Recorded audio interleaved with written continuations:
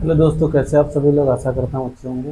धर्म स्टडी आई की क्लास पर आपका स्वागत है। अगर चैनल को लाइक सब्सक्राइब नहीं किया, प्लीज़ लाइक सब्सक्राइब कर दिए और अधिक से अधिक दोस्तों को शेयर कर दीजिए। तो दोस्तों, हम लोग बात कर रहे थे जो घटना चक्र की आती है जीएस पॉइंटर, उसकी बात कर रहे थे। जो उसमें करंट अफेयर क्वेश्चन होते हैं महत्वपूर्ण, उनको हमने कल कराया था। पहला वीडियो था जीएस घटना चक्र का। अब पहले हम उसका रिवीजन करेंगे, उसके बाद हम अगले नए महत्वपूर्ण प्रश्नों पर चर्चा करेंगे। ठीक है, पहले कल क्या प्रश्न कराया था उस पर चर्चा करते हैं। देखिए, पहला प्रश्न था भारत में सामरिक भूमिगत जल, सामरिक भूमिगत कच्चे तेल भंडार पाए गए हैं। कहाँ पाए गए हैं ये हमने बताया था। तो सामरिक भूमिगत कच्चे तेल भंडार को निजी क्षेत्र या निजी हाथों में सौंपने की तैयारी हो रही है। कब तक करे जाएगा? 2029-30 तक। कब तक? 2029-30 तक।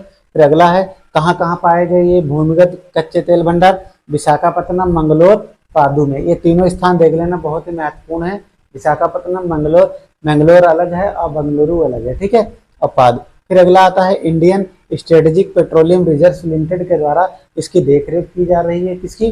जो सामरिक भूमिगत कच्चे तेल के भंडार पाए गए हैं। क्लियर। अगला दूसरा प्रश्न था भारत सरकार द्वारा अरुणाचल प्रदेश में कुछ स्थानों के नाम चीन द्वारा रखे गए, उसका विरोध किया भारत सरकार ने। चीन ने कुछ अरुणाचल प्रदेश के कुछ क्षेत्र थे, उनका अपने स्तर से अपना नाम दिया, तो भारत ने उसका यह प्रयास या नाम देने का जो प्रयास है वो मूर्खतापूर्ण प्रयास बताया। ठीक, ये भारत ने उसके नामों को खारिज कर दिया। ठीक, किसने रखे? चीन ने। महत्वपूर्ण प्रश्न है।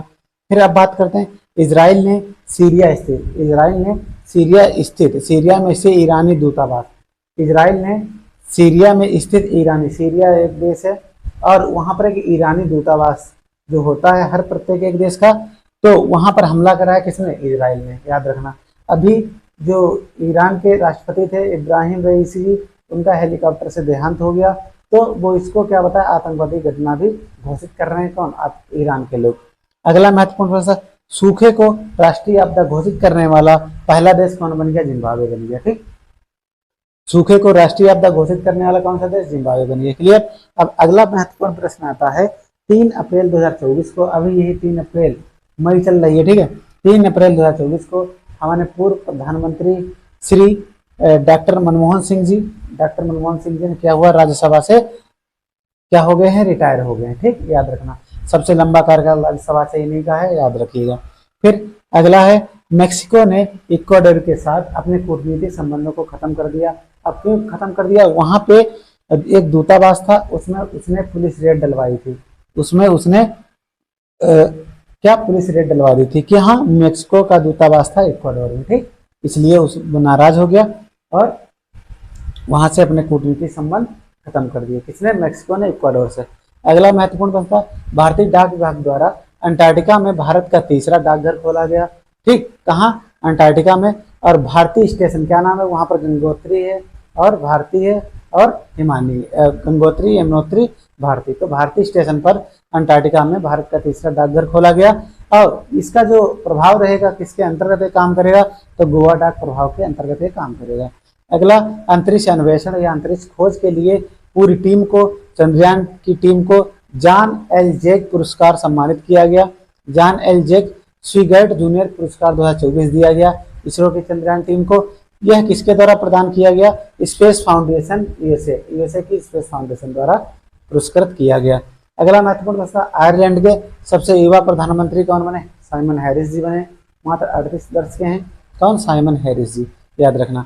फिर है बिना मराठी साइन बोर्ड वाली दुकान, इसे मराठी भाषा में दुकानों के आगे लिखा होना चाहिए। मराठी हो गई आपकी, और चाहे वो दुकानें हो चाहे कोई प्रतिष्ठान वगैरह, अगर उन पर मराठी भाषा में नहीं लिखा दुकान का नाम या पते का नाम, तो उस पर दोगुना संपत्ति कर लगाया जाएगा। कहाँ? मुंबई में। कहाँ? मुंबई। मुंबई नगर निगम द्वारा यह शुरू किया गया। अगला महत्वपूर्ण 16वें वित्त आयोग के नए पूर्णकालिक सदस्य कौन बने? मनोज पांडा जी बने। कौन बने? मनोज पांडा जी, 16वें वित्त आयोग के पूर्णकालिक सदस्य। ठीक, 16वें वित्त आयोग कौन है? याद रखना। 15वें एन.के. सिंह थे, 16वें अरविंद पनवेड़िया जी थे। ठीक है। अब अंतिम प्रश्न है पुस्तक idea of democracy. Idea of democracy यह किसकी पुस्तक है? बहुत ही अभी विवादित व्यक्ति रहे थे, ये कांग्रेस के नेता हैं, सैम पित्रोदा जी। कौन? सैम पित्रोदा। दोस्तों, इस प्रकार से जो कल प्रश्न कराए उनका रिवीजन करा। पड़ोसी देश म्यांमार में सेतुवे बंदरगाह है जिसको कौन संचालन करेगा? भारत करेगा। ठीक, अब यहाँ पर एक नदी है, कालादान नदी प्रोजेक्ट के आधार पर, कालादान नदी प्रोजेक्ट के आधार पर इसका संचालन होगा। क्लियर? तो सितवे बंदरगाह कहाँ है? म्यांमार में है। इसका संचालन कौन करेगा? भारत करेगा। किस प्रोजेक्ट के तहत? कालादान नदी प्रोजेक्ट के तहत। ठीक, अगला महत्वपूर्ण प्रश्न है, विश्व का सबसे बड़ा नवीनीकरण ऊर्जा पार्क कहाँ स्थापित किया गया है? विश्व का है, याद रखना, इसलिए इंपॉर्टेंट है। ठीक, विश्व का सबसे बड़ा नवीनीकरण ऊर्जा पार्क स्थित कहाँ? खावड़ा। खावड़ा कहाँ पड़ता है? कच्छ। कच्छ कहाँ पड़ता है? गुजरात। पहले कच्छ क्या था? क्षेत्रफल के आधार पर सबसे बड़ा जिला था, लेकिन इसमें वर्तमान में कौन है उसका आप होमवर्क करेंगे। ठीक, वर्तमान में भारत का सबसे बड़ा क्षेत्रफल के आधार पर जिला कौन सा है? ये आपका होमवर्क है। क्लियर? तो अब विश्व का सबसे बड़ा नवीनीकरण ऊर्जा पार्क स्थापित कहाँ हो गया? खावड़ा, कच्छ, गुजरात में। क्लियर? अब इसका किसके द्वारा बनाया गया? अडानी समूह द्वारा। किसके द्वारा बनाया गया? अडानी समूह। तो 100 में से अगर अडानी के अगर कोई भी प्राइवेट या उसके क्वेश्चन आते हैं तो आप समझिए अडानी समूह टॉप पर चलता है। तो अडानी समूह के द्वारा इसको क्या किया गया? स्थापित किया गया। क्लियर? अगला महत्वपूर्ण प्रश्न है, इसी के आगे डस्टलिक सैन्य अभ्यास। डस्टलिक सैन्य अभ्यास किसके बीच होता है और कहाँ हुआ? डस्टलिक सैन्य अभ्यास कहाँ हुआ? भारत और उज्बेकिस्तान के बीच होता है। ठीक, भारत और उज्बेकिस्तान के बीच होता है। उज्बेकिस्तान की राजधानी ताशकंद, उज्बेकिस्तान की राजधानी ताशकंद। अब उज्बेकिस्तान में टर्मेज जगह पर हुआ। कहाँ हुआ? उज्बेकिस्तान में टर्मेज जगह पर हुआ। क्लियर? यह इसका 5वां संस्करण था। कौन सा? 5वां संस्करण था। क्लियर? अब अगले महत्वपूर्ण प्रश्न की ओर चलते हैं। चीन द्वारा बांग्लादेश में एक गुप्त पनडुब्बी बनाई गई है। चीन ने क्या किया? बांग्लादेश में एक गुप्त पनडुब्बी बनाई है। अब उस गुप्त पनडुब्बी का नाम क्या है? मोस्ट इंपॉर्टेंट है। गुप्त पनडुब्बी का नाम है, याद रखना, पूछा जाएगा, BNS शेख हसीना। बांग्लादेश की प्रधानमंत्री कौन है? शेख हसीना जी हैं, 5वीं बार बने हैं। तो इन्हीं के नाम पर BNS एक गुप्त पनडुब्बी BNS शेख हसीना नाम रखा गया है। क्लियर? याद रहेगा आपको। बांग्लादेश से भारत की सर्वाधिक सीमा टच करती है 4096। ठीक, और इससे जो भारतीय राज्य हैं वो कौन कौन सीमा बनाते हैं ये आप होमवर्क करेंगे। इससे क्वेश्चन हर बार पूछा जाता है। इसे अगर पूछा जाए, भारत का राज्य त्रिपुरा है, यह तीनों ओर से किससे घिरा हुआ है? बांग्लादेश से घिरा हुआ, एकमात्र राज्य। ठीक, इसकी सीमा किससे टच करती है वो आप लोग होमवर्क करेंगे। अगला महत्वपूर्ण प्रश्न है, भारत सरकार द्वारा प्याज निर्यात हेतु मंजूरी। कुछ देशों के लिए प्याज निर्यात पर प्रतिबंध लगाया गया या दिसंबर 2023 में भारत सरकार ने प्रतिबंध लगा दिया, किसी को प्याज निर्यात नहीं किया जाएगा। लेकिन अब उसने एक प्रतिबंध हटा दिया है। तो उनमें से कौन कौन से देश थे? कभी हो सकता है ये ऑप्शन में पूछ ले, तो आपका Bangladesh, UAE, Bahrain, Mauritius, Bhutan, Sri Lanka. ठीक, बांग्लादेश, UAE, बहरीन, मॉरिशस, आपका भूटान, श्रीलंका। याद रखना, ये कितने देश थे? 6 देश थे जिन पर प्याज निर्यात हेतु प्रतिबंध लगा दिया था, लेकिन अब मंजूरी दे दी है। फिर अगला महत्वपूर्ण प्रश्न आता है, परमाणु ऊर्जा आयोग के अध्यक्ष कौन है? मोस्ट इंपॉर्टेंट, AK मोहंती साहब हैं। कौन है? AK मोहंती साहब हैं परमाणु ऊर्जा आयोग के अध्यक्ष। क्लियर?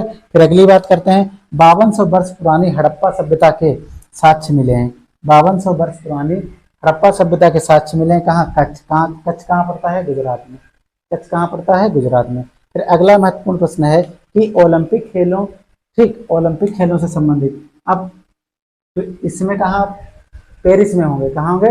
जो ओलंपिक खेल हैं वो 24 में कहाँ होंगे? पेरिस में होंगे। ठीक, तो ओलंपिक खेलों में जूरी सदस्य बनने वाली भारत की पहली महिला कौन है?